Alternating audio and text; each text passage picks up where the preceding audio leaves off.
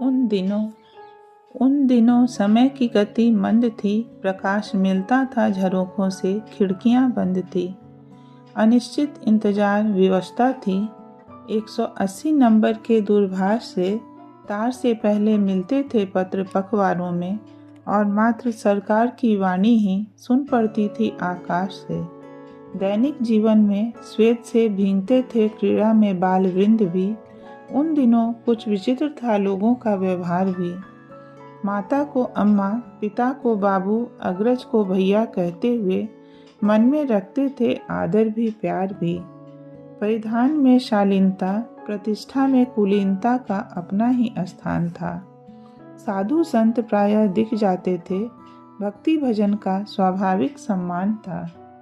चैता, आल्हा, फगुआ और कीर्तन, सालों भर इनसे झूमता था मन। शुद्ध थी हवा, शुद्ध था गंगा जल, पवित्र होते थे फल भी आहार भी। आनंद देती थी आंगन की तुलसी, और सुख देता था घर का गोधन। उन दिनों लोगों में प्रपंच कम था, अवसाद और तनाव कम थे। लोगों में परेशानियों को परास्त कर लेने का दम था। उन दिनों तुम्हारी मुस्कान निश्चल और मासूम थी। तुम्हारी शालीनता पर बहकते कदम और बेलगाम वाणी भी सहसा थम जाते थे। अपने अंदर शेष थे संस्कार भी। बहुत ही पवित्र वादियाँ थीं, जहाँ हम बसते थे, कभी वहाँ देवता भी रहा करते थे। और फिर उन वादियों से ऊपर उठने लगे हम। सैकड़ों महीनों की सीढ़ियाँ चढ़कर बहुत ऊपर आ गए हैं हम, और इस प्रयास में अनावश्यक वस्तुएं और आस्थाएं पीछे छूटने लगे।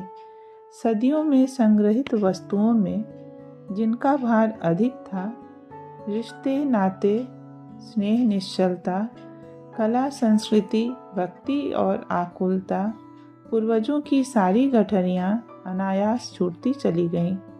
जो काम सदियों की गुलामी न कर पाई, दशकों की आज़ादी कर गई।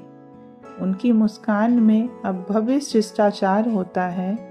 अंग दिखाने के लिए वस्त्र, भूख जगाने के लिए पेय, भक्ति दिखाने को श्रृंगार होता है।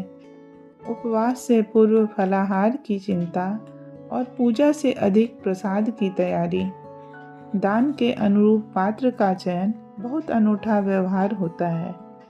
उधार की कला, उधार का व्यंजन, उधार की खुशी, उधार का धन। मौलिकता उपहास बन गई है।